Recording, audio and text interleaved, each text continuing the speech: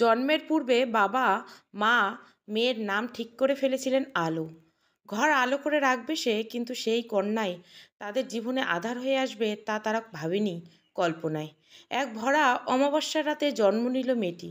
গায়ের রং অমাবস্যা আধারের মতোই কুচকুচে কালো। মেয়ের বাবা মেয়ের মুখ দেখে শিউরে উঠলেন। এটা তার মেয়ে? না, এ হতে পারে না। মেয়েকে কোলে না নিয়ে মুখ ফিরিয়ে হাসপাতালের বাইরে চলে গেলেন তিনি।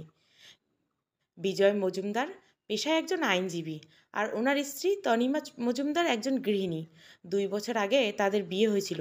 তারপর থেকে সুখের দাম্পত্য। প্রথম সন্তান মেয়ে হবে জেনে জন্মের আগেই তাকে নিয়ে তৈরি করে ফেলেছিলেন অনেকগুলো স্বপ্ন।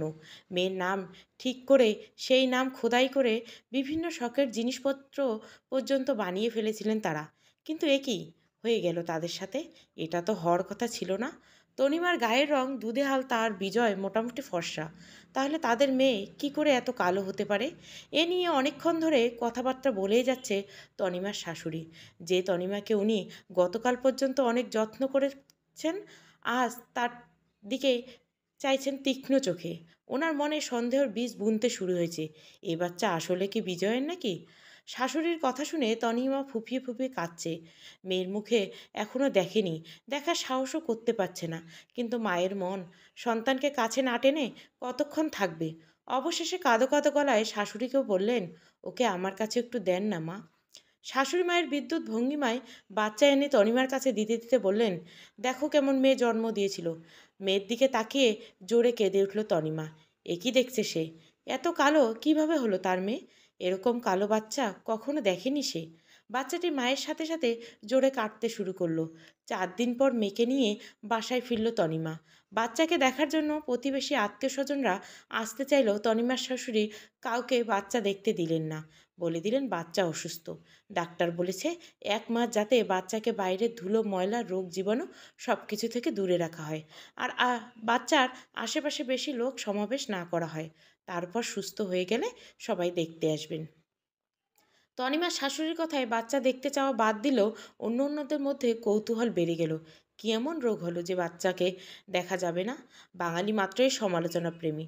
যে কোনো বিষয়ে প্রয়োজনের অধিক কৌতূহল, এ সমালোচনা তাদের বৈশিষ্ট্যে মিশে গেছে। তাই এ বাচ্চা নিয়ে ক্রমশ কৌতূহলের সমালোচনা বাড়তে লাগলো। তনিমার শাশুড়ি তনিমা ও বাচ্চাকে বাসার বাইরে তো দূরের কথা, বারান্দায় বের হতে দিতেন না। বাচ্চাটিকে নিয়ে বন্দি জীবন কাটাতে শুরু হলো। তনিমার স্বামীও কেমন গা ছাড়া ভাব নিয়ে চলাচল করে। তনিমার সাথে তেমন কথা বলে না, নিজের মেয়েকেও কোলে নেন না। তাহলে কি সেও মায়ের মতো সন্দেহ করতে শুরু করেছে যে বাচ্চাটা জন্মের মধ্যে কোনো রহস্য নিয়েছে? এ তার নিজের মেয়ে না? মেয়ের নামকরণের দিন তনিমা তাদের আগের ভাবা নামটি রাখতে চাইলে বাধা দিলেন শাশুড়ি। তিনি বললেন, কুচকুচে কালো মেয়ের নাম হবে আলো? আরও মানুষ হাসাতে চাও নাকি? এর নাম তো অন্ধকার হওয়া উচিত। এমন করে কেন বলছেন মা? ও তো আপনারই নাতনি। গায়ের রং কালো হয়েছে, এখানে আমার দোষ কি বলুন? শুধু সুন্দর হলেই নাম আলো রাখা যাবে? নয়তো না, এমন কোনো কথা আছে কি? আমার নাতনি নাকি অন্য কারো কে জানে? বলি, কালোরও তো একটা ধরন থাকে। এমন কুচকুচে কালো বাচ্চা আরও কারো হতে দেখেছ? তনিমা আর কিছু বলল না, নীরবে চোখের জল ফেলল। কিন্তু মেয়ের নাম আলোই রাখল। এতে লোক যা বলার বলবে, তাতে কিছু আসে না তার। কথায় আছে না, ফুটলে ফুল ফুটলে তার সুবাস লুকিয়ে রাখা যায় না, তেমনি মেয়েটিকেও বেশি দিন সবার আড়ালে করে রাখতে পারল না। একদিন বাসার একজন মহিলা কিছু জিনিস নেবার জন্য তনিমার কাছে আসলেন। তনিমা তখন ঘরের কাজে ব্যস্ত ছিল আর বাচ্চাটি ঘুম পাড়িয়ে রেখেছিল তার রুমে। সবগুলো দরজা খোলা ছিল। শাশুড়ি ভেজা কাপড় রোদে দিতে ছাদে গিয়েছিলেন। তাই পাশের বাসার মহিলা কাউকে ডাকাই ছাড়াই ভিতরের ঘরে ঢুকে এরপর সোজা চলে গেলেন তনিমার রুমে। তারপর যা ঘটল তার জন্য তনিমা মোটেও প্রস্তুত ছিলেন না। বাচ্চাটিকে দেখে ওই মহিলা এমনভাবে চিৎকার দিয়ে উঠলেন যেন আশেপাশে সকল লোকজন দৌড়ে তনিমাদের বাসায় চলে এলো আর বাচ্চাটিকে দেখে ফেললে। হঠাৎ এমন চিৎকারে কেঁদে ঘুম থেকে উঠে গেল বাচ্চাটি। অন্য লোকজন ঘিরে রেখেছে মেয়েটিকে আর নানান কথা বলে যাচ্ছে। তনিমার শাশুড়ি আগুন চোখে তাকিয়ে আছেন তার দিকে। কি করবে ভেবে পাচ্ছে না তনিমা। কেউ কেউ বলেছেন বাচ্চাটি মানুষ না, পিশাচের বাচ্চা, অশুভ। আবার কেউ কেউ তনিমার চরিত্র নিয়ে কথা তুলছে। বাচ্চাটি যে কেঁদেই যাচ্ছে সেদিকে কারো লক্ষ্য নেই। এসব সহ্য করতে না পেরে তনিমা অজ্ঞান হয়ে পড়ে গেল। জ্ঞান ফিরে তনিমা দেখল সে বিছানায় শুয়ে আছে, তার পাশে তার স্বামী বিজয় বসে আছে। এভাবে কতদিন বিজয়কে পাশে বসতে দেখেনি তনিমা। আশেপাশের লোকজন নেই, তারা সবাই চলে গেছে। যাক, বাঁচা গেল। পাশে ছোট্ট আলো খেলায় মেতে আছে। কেমন লাগছে এখন বিজয়? ভালো, তনিমা। আচ্ছা, তাহলে আমি যাই। নিজের মেয়েকে একবারও কোলে নিবে না বিজয়? এ কথা বলতে বিজয় একবার আলোর দিকে তাকালো, তারপর কিছু না বলে ঘর থেকে বেরিয়ে গেল। তনিমার অশ্রুভেজা চোখে বিজয়ের যাবার পথের দিকে তাকিয়ে রইল। এ কেমন বাবা? নিজের মেয়ের প্রতি এভাবে কেউ মুখ ফিরিয়ে থাকতে পারে? পরের দিন থেকে আশেপাশের বাসার লোকজন তনিমাদের বাসায় উকিঝুঁকি মারতে দেখা গেল, সাথে নানান রকমের কথা। এতে বিরক্ত হয়ে তনিমার শাশুড়ি তনিমার উপর মানসিক অত্যাচার করা শুরু করে দিল। অনেক কষ্টে দিন যেতে লাগলো তনিমার। কিছুদিন পর এক রাতে হঠাৎ চিৎকার দিয়ে উঠল তনিমার শাশুড়ি। বিজয়ও তনিমার দৌড়ে ওনার ঘরে গেল। কি হয়েছে? দুঃস্বপ্ন দেখেছেন? তনিমা: স্বপ্ন নয়, আমি দেখলাম তোমার ওই অশুভ মেয়েটা সারা ঘরে দৌড়ে বেড়াচ্ছে। অন্ধকারের সাথে একদম মিশে গেছে সে। তারপর আস্তে আস্তে আমার ঘরের ভিতরে আসলো। আমি ওকে চলে যেতে বললাম, কিন্তু গেল না। তারপর অদ্ভুতভাবে হাসতে হাসতে আমার দিকে এগিয়ে গেল। আমি পিছনে সরতে লাগলাম। তারপর হঠাৎ করে আমার গলা চেপে ধরলো। আমি চিৎকার দিতে চলে গেল। তনিমার শাশুড়ি এই কথাগুলো কাঁপতে কাঁপতে বলল, এটা কিভাবে সম্ভব মা? এত ছোট্ট বাচ্চা হাঁটবে কিভাবে? আর আলো তো ঘরে ঘুমাচ্ছে। এগুলো আপনার মনের, মা। না না, আমি স্পষ্ট দেখছি ওই অপয়া মেয়েটা দ্বারা সব সম্ভব। ওই মেয়ে আমাকে মেরে ফেলতে চাইছে। শান্ত হন মা, এই নিন পানি খান বলে তনিমা পানির গ্লাস এগিয়ে দিল। পানি খেয়ে আবার ঘুমিয়ে পড়লেন তনিমার শাশুড়ি। তারপর ওরা বেরিয়ে গেল ঘর থেকে। এজন্য মেয়ের জন্য জানি কি কি সহ্য করতে হবে, বিরক্ত নিয়ে বলল বিজয়। তুমি কি তোমার মায়ের মতো আমাদের আলোকে অশুভ মনে করো বিজয়? তনিমা: না তো আর কি। এর জন্মের পর থেকে ভালো কিছু ঘটেছে কি? শুধু অশান্তি আর অশান্তি বলে অন্য পাশ ফিরে ঘুমিয়ে পড়ল বিজয়। কাকে কি বলবে কিছুই বুঝতে পারছে না তনিমা। বাকি রাতটুকু কেঁদে কাটল ওর। যতদিন থেকে শুরু করলো অশান্তি ততই বাড়তে শুরু করলো। তনিমার শাশুড়ি কয়েকদিন পর পর আলোকে নিয়ে ওসব কথা বলেন। আলো নাকি ওনাকে মেরে ফেলবে। তনিমা এসব বিশ্বাস হয় না, কিন্তু কেন তিনি নিজের নাতনিকে নিয়ে এসব বলেন বুঝে উঠতে পারছে না তনিমা। বিজয় আজকাল মায়ের কথাই বিশ্বাস করেন। সেদিন তো তনিমাকে জিজ্ঞাসা করে ফেললেন, তনিমা, আমায় ঠকাচ্ছ না তো? তনিমা: এসব কি বলছো? আচ্ছা, তুমি আলো পেটে থাকাকালীন দুপুরে কিংবা সন্ধ্যাবেলায় বাড়ির বাইরে গিয়েছিলে? তুমি মায়ের মতো ওসব বিশ্বাস করতে শুরু করেছো বিজয়? আচ্ছা, এ বাচ্চা নিয়ে যখন এত সমস্যা, ওকে কোনো এতিমখানায় দিয়ে আসা যায় না? আমি প্রতি মাসে মোটা টাকা ওখানে পাঠিয়ে দেবো।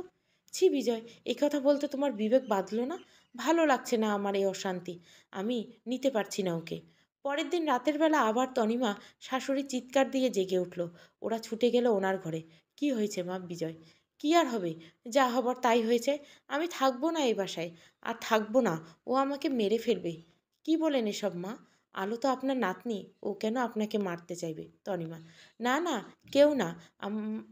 আমার কেউ না হয় এ বাড়িতে থাকবে হয়তো আমি। বিজয়, আমি কালেই চলে যাব। তোরা থাক তোদের মতো। তুমি কোথায় যাবে মা? না, তুমি চিন্তা করো না, আমি সব ঠিক করে দেব। না, কিছু ঠিক হবে না, আমি চলে যাব। আচ্ছা, এখন ঘুমাও, কাল সকালে সিদ্ধান্ত নেওয়া যাবে কি করা যায়। বলে বিজয় ঘর থেকে বেরিয়ে বারান্দায় গিয়ে সিগারেট ধরালো। তনিমা এলো পিছু পিছু। অবাক চোখে দেখতে লাগলো বিজয়কে। আগে বিজয় সিগারেট খেত না, আর মেয়েকে নিয়ে সারাক্ষণ কথা বলতো।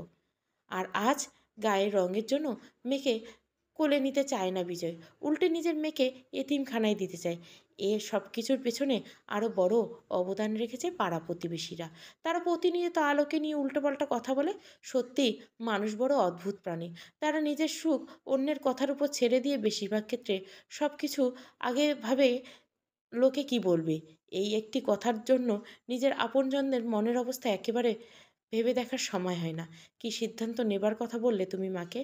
আলো আর এ বাড়িতে থাকবে না মানে? ওকে এতিমখানায় দিয়ে দিব কি? তুমি কি চাও আমরা মা আমার থেকে দূরে যাক? কিন্তু আমিও যে আলোর মা বিজয়, তুমি বাবা, এটা কেন তুমি একবারও ভেবে দেখছো না? বিজয় আস্তে আস্তে তনিমার কাছাকাছি আসলো। তারপর তনিমার গালে এক হাত রেখে বলল, আমি অনেক ভেবেছি, এরকম করলে আমরা আবার ভালো থাকবো। প্লিজ একটু বুঝো, আমি তোমাকে হারাতে চাই না। বড্ড ভালোবাসি তোমায়। ওর জন্য এত অশান্তিতে সব শেষ হয়ে যাবে। তুমি আবার মা হবে। আর বাচ্চা যদি আবার কালো হয়, হবে না। আমি তোমার সবসময় খেয়াল রাখবো, কথা দিচ্ছি। বা বিজয়, এরকম তোমার ভালোবাসার নমুনা আমি দেখে সত্যি অবাক হচ্ছি। আমি কিছুতেই আমার মেয়েকে এতিমখানায় দিতে পারবো না, বলে বিজয়ের হাত সরিয়ে দিল তনিমা।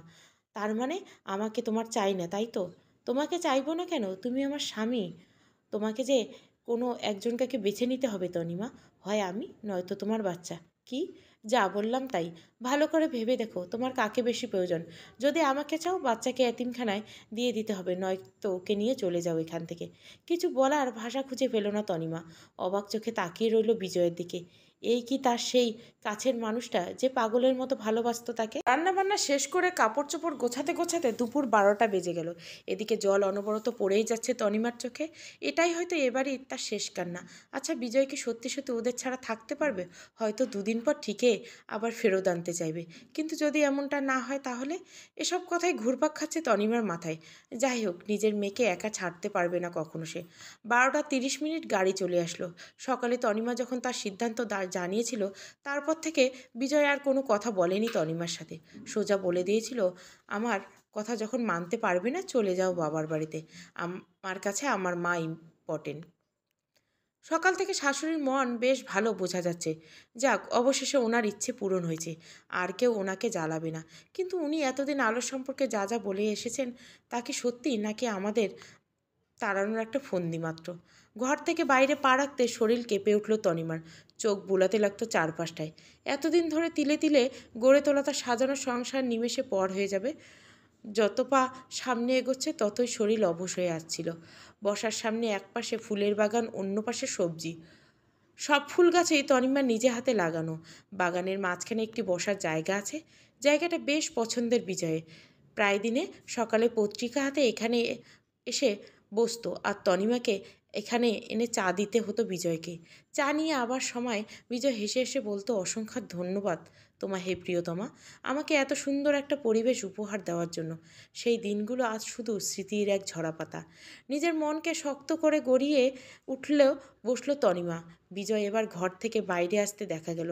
ড্রাইভারকে ভাড়া দিয়ে বিজয় আবার বলল সাবধানে যেতে। তারপর তনিমা সাথে কথা না বলে ফিরে যেতে শুরু করলো। তনিমা বলে উঠল, নিজের খেয়াল রেখো। কোনো উত্তর না দিল বিজয়। সোজা হেঁটে ভিতরে চলে গেল। শহর থেকে 20 কিমি দূরে একটা গ্রামে তনিমার বাড়ি। তনিমার বড় ভাই, বড় ভাইয়ের বউ, ছেলে মেয়ে আর বাবা মাকে নিয়ে ওদের সংসার। একসময় তনিমার বাবার বেশ ভালো অবস্থা ছিল। ছেলে মেয়েকে শহরে রেখে লেখাপড়া করিয়েছে। তনিমা একটা বেসরকারি অফিসে চাকরিও ছিল বিয়ের আগে। কিন্তু বিজয় চায়নি তনিমা চাকরি করুক, তাই সে ছেড়ে দিয়েছে। কিন্তু তনিমার ভাই তেমন কিছু জোটাতে পারে না। তারপর বিদেশে যাবে বলে বাবার কাছে মোটা অঙ্কের টাকা এনে দালালের হাতে ধরা খেয়ে সব হারালো। সেই ক্ষতিপূরণটাও ভালোভাবে কাটিয়ে উঠতে পারেনি তনিমার বাবা। তাও তাদের পুরনো ব্যবসা দিয়ে মোটামুটি ভালোই চলে যায়। তনিমা হঠাৎ এভাবে মেয়েকে নিয়ে ওদের বাড়িতে উপস্থিত হওয়ার পর কী হবে? তারা কি তনিমাকে গ্রহণ করবে? তা বুঝতে পারছে না তনিমা। এ নিয়ে ভীষণ চিন্তা হচ্ছে তার। কিন্তু মনে এই বিশ্বাস জাগছে যে বিজয় ঠিক দুদিন পর ওদের ফিরিয়ে নিতে আসবে। 2 ঘন্টা জার্নির পর গন্তব্যে পৌঁছালো তনিমা আর তার মেয়ে। তনিমার এমন হঠাৎ উপস্থিতিতে বেশ অবাক হলো বাড়ির সবাই। তনিমাদের বড় বাড়ি। সবাই গাড়ি কাছে এসে ভিড় জমালো। সবাই বাচ্চা দেখতে চাইছে, কিন্তু তনিমা চাইছে না এখনই সবাই আলোকে দেখুক। দেখেই তো নানান কথা শুরু করে দিবে। তনিমা অস্বস্তিতে পড়ছে সেটা ওর বাবা বুঝতে পেরে সবাইকে উদ্দেশ্য করে বললেন, কি শুরু করলে তোমরা সবাই? মেয়েটা এত দূর থেকে এসেছে, আগে ঘরে যেতে তো। আমার নাতনির মুখ কি রাস্তায় দেখবে নাকি? আগে মিষ্টি মুখ করবো, তারপর দেখবো। দেখি সরো তো সবাই। একথা বলতেই সবাই সরে গেল। তনিমা আলোকে শাড়ির আঁচলে ঢেকে গাড়ি থেকে নেমে ঘরে গিয়ে ঢুকলো। ঘরে ঢুকতে তনিমার মা আলোকে টেনে নিজের কাছে নিতে নিতে বললেন, দেখি তো আমার সোনাটা কেমন দেখতে হয়েছে। যেতে পারিনি ওকে হাসপাতালে দেখতে। আর তুই যে কি হাসপাতালে যেতে না করলি, আবার হুট করে কাউকে না জানিয়ে এখানে চলে এলি। মা, আস্তে আস্তে সব বলবো। আলোকে দেখো, পরে দেখবি। তনিমার মা ওর কথা শুনে আলোর মুখ থেকে টাওয়াল সরাতে চমকে উঠে বললেন, এ কী রে তনিমা, এ কার বাচ্চা? আমার মা। কি বলছিস? কি বলছিস এসব তুই? এত কালো মেয়ে তোর কি করে হতে পারে? এর দিকে তো তাকানোই যাচ্ছে না। ইচ্ছে না হলে তাকিও না। এ কি সর্বনাশ হয়ে গেল গো! বলে তনিমার মা কান্নাকাটি শুরু করে দিল। সাথে সাথে সবাই ছুটে এলো। বাচ্চাকে দেখে নানান ধরনের কথা বলতে শুরু করলো। তনিমার বাবা ভিড় ঠেলে ভিতরে গিয়ে বাচ্চাকে দেখে উনিও চমকে গেলেন। তারপর এ অবস্থা সামাল দেওয়ার জন্য সবাইকে ঘর থেকে বের করে দিয়ে দরজা আটকে দিয়ে তনিমাকে জিজ্ঞাসা করলেন, এসব কি মা? তনিমা সব কিছু কাঁদতে কাঁদতে তার বাবাকে খুলে বলল। সব কিছু শুনে তনিমার বাবা মেয়েকে সান্ত্বনা দিয়ে বললেন, চিন্তা করিস না মা, সবই উপর আল্লাহর ইচ্ছা। উনি যা করেন ভালোর জন্য করেন, ধৈর্য রাখ, সব কিছু ঠিক হয়ে যাবে। আমি নিজেই গিয়ে জামাই ও বেয়ানের সাথে কথা বলবো এই বিষয়। না বাবা, তার কোনো প্রয়োজন নেই। দেখি আমাকে ছাড়া কিভাবে কতদিন থাকতে পারে। আমার বিশ্বাস ও ঠিক দুদিন পর আমায় নিয়ে যে নিতে আসবে। এরকম হলেই তো ভালো। আচ্ছা চিন্তা করিস না, তোর বাপ যতদিন বেঁচে আছে তোর কোনো সমস্যা হতে দিবে না। তা তোর মেয়েকে কেউ কিছু বলার সাহস করবে না। স্রষ্টার সকল সৃষ্টি সুন্দর। তারপর বাবার বাড়িতে ভালোই কাটতে লাগলো তনিমার। বাবার ভয়ে তনিমার বাচ্চার সম্পর্কে কেউ কিছু না বললেও পেছনে ঠিকই নানান রকম কথা শুনতে হতো। অনেক সময় তনিমা এসব শুনেও না শোনার ভান করে চলে যেত। তনিমার দিন গুনতো বিজয়ের অপেক্ষা করা, কিন্তু বিজয় তো আসা দূরের কথা। একটা বড় ফোনও করলো না তনিমাকে। এক পর্যায়ে তনিমা আর রাগ করে না থাকতে পেরেই নিজেই ফোন দিল বিজয়কে। কিন্তু অপর পাশ থেকে কেউ রিসিভ করলো না। তনিমার আজ নিজেকে খুব অসহায় লাগছে। সে আবারও ডায়াল করলো বিজয়ের নাম্বারে। 4 বার ডায়াল করার পর কেউ ফোন রিসিভ করলো না। রাতের বেলা আবারও ফোন দিল তনিমা। 2বার রিং হওয়ার পর রিসিভ করলো বিজয়। হ্যালো, কেমন আছো? ভালো। দিনে এতবার কল দিলাম, ব্যাক করার প্রয়োজন মনে করলা না কেন? ব্যস্ত ছিলাম। ও, আমাদের কি একবারও মনে পড়ে না? এসব যখন জিজ্ঞাসা করার মানে কি? যাবার সময় মনে ছিল না? আলো আমাদের মেয়ে বিজয়, ওর জন্য খারাপ লাগে না তোমার? না, তোমাকে আমি একটা শেষবার সুযোগ দিতে চাই, কি ফিরে আসো। সত্যি? খুশিতে আপ্লুত হয়ে বলল তনিমা। হুম। তবে তোমার ওই মেয়েকে ছাড়া। মেয়েকে ছাড়া মানে? মেয়েকে তোমার বাবার বাড়িতে রেখে আসতে পারবে বিজয় তুমি আবারও? হুম। আমার এই একটাই কথা, যদি আমার সাথে সংসার করতে চাও ওই মেয়েকে তোমার ছাড়তে হবে। আমি তোমাকে 1 মাস সময় দিলাম, সিদ্ধান্ত জানিয়ে দিও। আমি যদি না যাই তো? আমি পরবর্তী স্টেপ নিতে বাধ্য হব। কি স্টেপ? ডিভোর্স লেটার পাঠিয়ে দেবো কি? এত কথা বলার সময় নেই, রাখি বলে কল কেটে দিল বিজয়। তনিমা দাঁড়িয়ে কথা বলছিল। বিজয়ের কথা শুনে দপ করে বসে পড়ল বিছানায়। সারা শরীর কাঁপছে তার, মাথা ঘুরছে। হঠাৎ ঠাস করে পড়ে গেল বিছানায়। কিছু একটা পড়ার শব্দ শুনে সবাই ছুটে এলো তনিমার রুমে। এসে দেখলো তনিমা পড়ে আছে। তনিমার মা পানি ছিটিয়ে দিল মেয়ের চোখে মুখে। আস্তে আস্তে চোখ খুলল তনিমা। তারপর সবার দিকে একবার চোখ বুলিয়ে কান্নায় ভেঙে পড়লেন। কি হয়েছে মা? এরকম করছিস কেন? বল আমাকে। তনিমার বাবা। সব শেষ হতে বসেছে বাবা, এখন কি আমি কি করব? কি হয়েছে বল আগে। বিজয় বলে, সে 1 মাসের মধ্যে আমি যদি আলোকে ছেড়ে ওর কাছে না দেই আমাকে ডিভোর্স দিয়ে দিবে। কি এত বড় কথা? ওরা ভেবেছে কি নিজেকে যা ইচ্ছা করে যাবে আর আমরা হাত পা গুটিয়ে বসে থাকবো? তুই একদম চিন্তা করিস না, আমি কালই যাব তোর শ্বশুর বাড়িতে। জোর করে কিছু করে কি লাভ বাবা? আমি তো ওর মন থেকেই উঠে গেছি। জোর করে কি মন ফেরানো চায়? যাই হোক, কাজের হিসাব ওদের নিতেই হবে। পরের দিন সকালবেলা তনিমার বাবা ও শ্বশুরবাড়ির উদ্দেশ্যে রওনা দিয়ে দিলেন। সেখানে পৌঁছতে দুপুর হয়ে গেল। তনিমা বসে আছে ড্র- ড্রয়িং রুমে বসে আছেন তনিমার বাবা। বিজয়ের মা ভেতর থেকে চা আনলেন। কি খবর বেয়াই? কিছু না জানিয়ে হঠাৎ? আপনারাই বাধ্য করলেন। আমরা কি করলাম? আপনারা আমার মেয়ের সাথে কি শুরু করেছেন? দেখুন, আমার যা বলার সোজা সাপটা বলে দিছি। আমরা তো বলেছি তনিমাকে এখানে চলে আসতে। ওই বাচ্চাকে নিয়েই যত সমস্যা, ওকে তো আপনারা রেখে দিতেই পারেন। এতে আপনার মেয়ের ঘর বেঁচে যাবে। নিজের বংশের সন্তানকে আপনি এভাবে অস্বীকার করতে পারেন? ও আমাদের কেউ না। ও আর মধ্যে অশুভ ছায়া আছে। ও আমাকে মেরে ফেলবে এখানে আসলে। এসব আপনার মন বানানো কথা। জামাই কোথায়? ওকে ডাকুন, আমি ওর সাথে কথা বলবো। আচ্ছা ডাকছি, তবে ও একই কথা বলবে। এর পরিণাম কি হতে পারে আপনারা কি ভুলে যাচ্ছেন? দেশে কি আইন আদালত নাই? ওসব ভয় দেখিয়ে আমাদের লাভ নেই বিয়াই। আমার ছেলে খাসা আইনজীবী, ও সামলে নিবে। মহিলার কথার ধরন দেখে অবাক হলেন তনিমার বাবা। মনে হচ্ছে এটাই চান, সংসার ভেঙে যাক। তারপর বিজয় এলো, কিন্তু সেও তার মায়ের মতো একই কথা বলল। বিজয়ের কথা শুনে রাগে মাথা গরম হয়ে গেল তনিমার বাবার। বেরিয়ে এলেন ওদের বাড়ি থেকে। এখন কি করবে কিছুই বোধগম্য হচ্ছে না ওনার। বাড়িতে ফিরে তনিমার মায়ের সাথে সব কিছু আলোচনা করার পর তনিমার মা বললেন, মেয়েটার সংসার বাঁচানো আগে প্রয়োজন। আলোকে না হয় আমরাই রেখে দিলাম। এভাবে তো মেজর এর সংসার নষ্ট হতে পারে না? তনিমা কি এতে রাজি? ওর সাথে আমি কথা বলবো। আচ্ছা বলে দেখো, আমি কিছুই বুঝতে পারছি না কি করা উচিত। তনিমা যা চায় তাই হবে। তনিমা মা মেয়ের ঘরে গিয়ে আস্তে আস্তে মেয়ের পাশে বসলেন। তনিমা আলোকে ঘুম পাড়াচ্ছে। তোর সাথে কিছু কথা বলার ছিল, বলো। তুই বরং তোর শ্বশুরবাড়ি চলে যা। আর আলো, আমরা তো আছি, ওকে দেখে রাখবো। এ সম্ভব নয় মা। কেন সম্ভব নয়? তুই কি চাস তোর ঘর ভেঙে যাক? তা চাই না, কিন্তু যে ব্যক্তি আমার নিজের মেয়েকে স্বীকার করে না কালো বলে, যে স্ত্রীকে পাগলের মতো ভালোবাসতো, তাকে মেয়ে কালো হওয়ার কারোর জন্য সন্দেহ করে, এরকম নিজ মানসিকতার কারোর সাথে আমি থাকতে পারবো না। ঠান্ডা মাথায় একটু ভেবে দেখ মা। তুই গিয়ে আস্তে আস্তে না হয় বিজয়কে সবটা বোঝাবি, তারপর সে হয়তো আলোকে নিতে রাজি হবে। সে হবে না মা, আমার ওকে চেনা হয়ে গেছে। তাও তুই একবার ভালো করে ভেবে দেখ তোর ভবিষ্যৎটা কী হবে, কিভাবে কাটাবি সারা জীবন। কিন্তু মা, এখন ঘুমাও, কাল কথা হবে এই বিষয়ে। আর যা বললাম ভেবে দেখিস। তনিমার বাবা বারান্দায় বসে চা খাচ্ছিলেন। তনিমা এর মধ্যে একবার উঠোনে বেরোলেন। তখন ওর বাবা ওকে ডাকলেন, তনিমা এদিকে একবার আসিস তো। আসছি বাবা। কাজটা সেরেই 2 মিনিট পর বাবার সামনে হাজির হলো তনিমা। বলো বাবা, কি সিদ্ধান্ত নিলি মা? আমি আর ও বাড়িতে ফিরবো না। ভালোভাবে কথাটা বলছিস তো? বাবা, অনেক ভেবেছি, তারপর সিদ্ধান্ত নিয়েছি। তোর সামনে সারা জীবন পড়ে আছে, কিভাবে একা একা কাটাবি। ও কোনো সমস্যা না, কেটে যাবে কোনো রকম। এখানে থাকলে যদি তোমাদের কোনো অসুবিধা হয় তাহলে অন্য জায়গায় ব্যবস্থা করে নেব। এসব কি বলিস? আমাদের কেন অসুবিধা হবে? তোমার না হলেও অন্যদের হতে পারে। আমি কাউকে কোনো অসুবিধায় ফেলতে চাই না। এখানে আমার টাকা সংসার চলে, কার এত সাহস যে তোকে অসুবিধা মনে করবে? তাও বাবা, আমি বাড়তি মানুষ, বোঝা হয়ে কারো কাছে থাকতে চাইছি না। ভাবছি একটা চাকরি খুঁজবো। চাকরি করলে তো একা শহরে থাকতে হবে। আমি তোকে এভাবে একা ছাড়তে পারবো না। কতদিন বেঁধে রাখতে পারবে বাবা? যতদিন বেঁচে আছি। আর ওদের কি বলবো বল? এমনি এমনি ছেড়ে দেওয়া যাবে? আমি মামলা করব ওদের বিরুদ্ধে। ওসব করে কী লাভ বাবা? শুধু শুধু অশান্তি।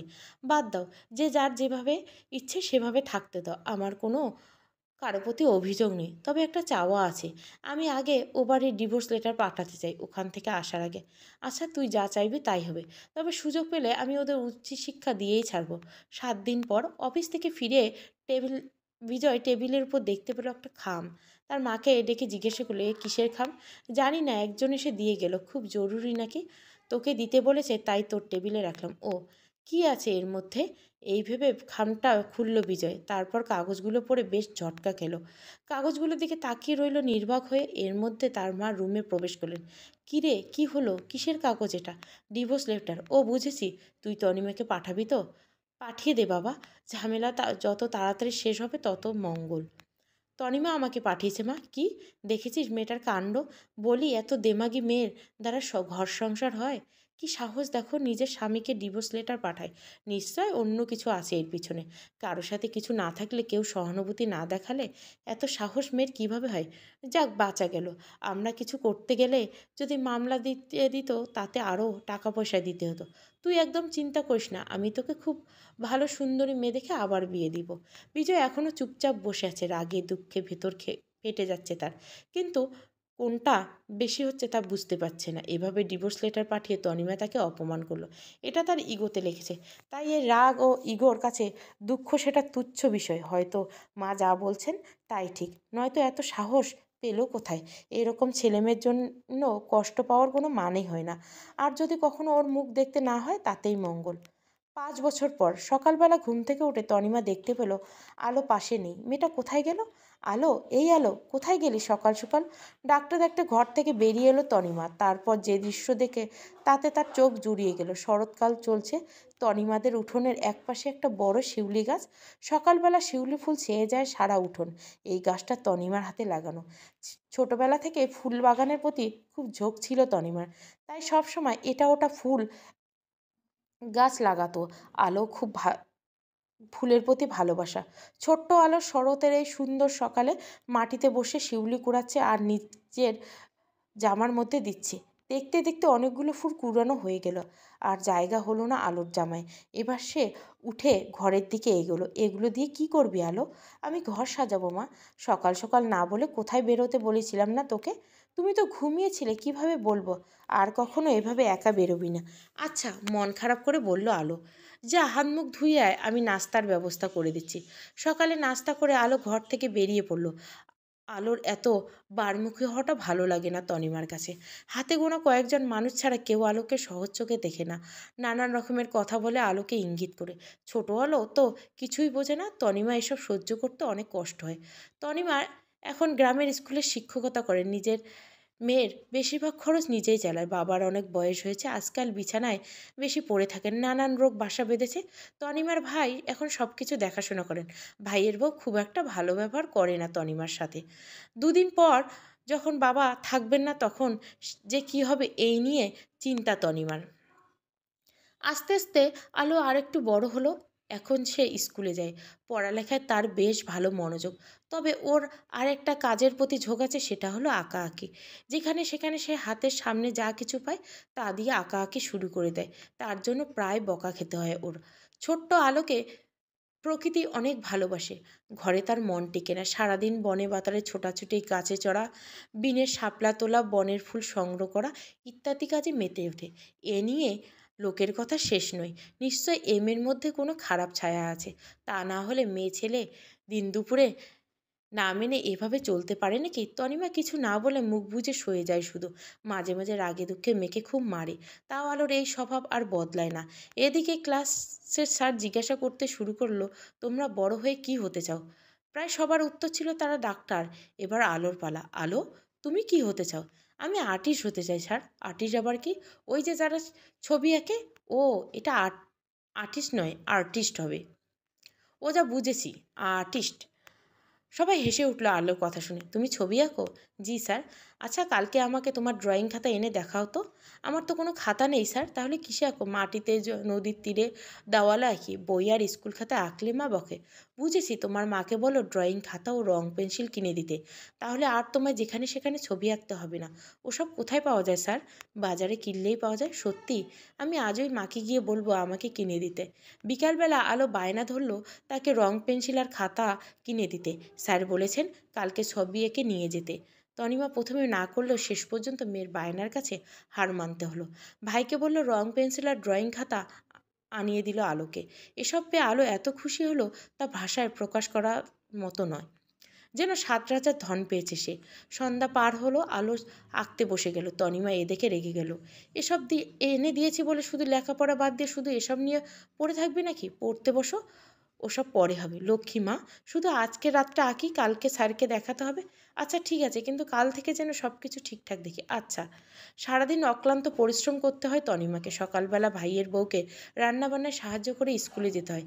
স্কুল থেকে ফিরে সংসারের নানান রকম কাজ, রাতের রান্না, তার উপর অসুস্থ বাবার আর আলোর দেখাশোনা, সব সামলে হাঁপিয়ে উঠতে হয় তনিমাকে।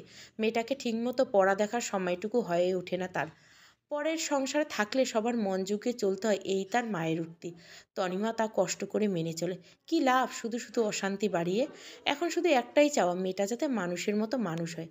সবাই বলে মেয়েকে বিয়ে দিতে তনিমার অনেক ঝামেলা পোহাতে হবে। কে বিয়ে করবে এই মেয়েকে?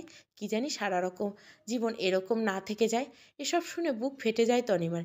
এই মেয়ের জন্য সে এত কষ্ট সহ্য করে, তার ভবিষ্যৎ অন্ধকার সে দেখতে পারবে না। রাতের খাবার শেষে থালা বাসন ধুয়ে কপালে ঘাম মুছতে মুছতে নিজের ঘরে এলো তনিমা।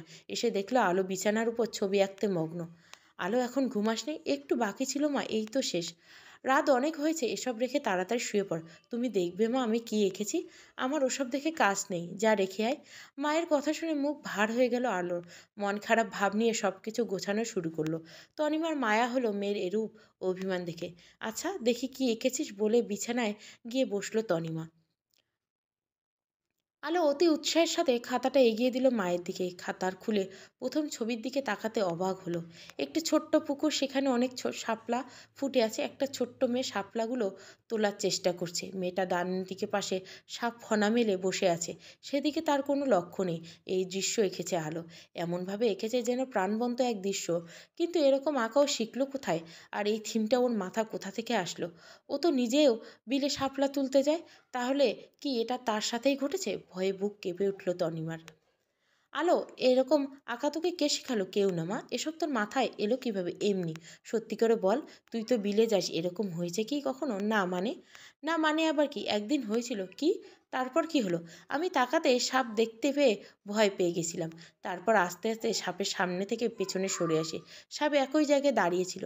পরে আমি দৌড়ে বাড়ি চলে এলাম। এরকম পদ্ধতি তোকে কে শিখেছে? দাদা। দাদা বলেছিল সাপ দেখলে সাপের দিকে তাকিয়ে পেছনে সরতে হবে, তাহলে সাপ কামড় দিবে না। তোকে যদি আর কখনো বনে বা বিলে যেতে দেখি তাহলে কিন্তু আর বাড়িতে ঢুকতে দিব না, মনে রাখিস। আচ্ছা, মাথা নিচু করে বলল আলো। তারপরের পেজে একটি গ্রামের দৃশ্য, একটি খোলা নীল আকাশ, ভূমি ও একটি বন গাছ যেন আকাশ ছুতে চাইছে।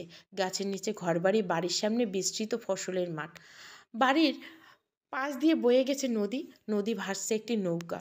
খুব মুগ্ধকর দৃশ্য। আলো, তুই নিজের থেকে এত সুন্দর আঁকা শিখলি কিভাবে?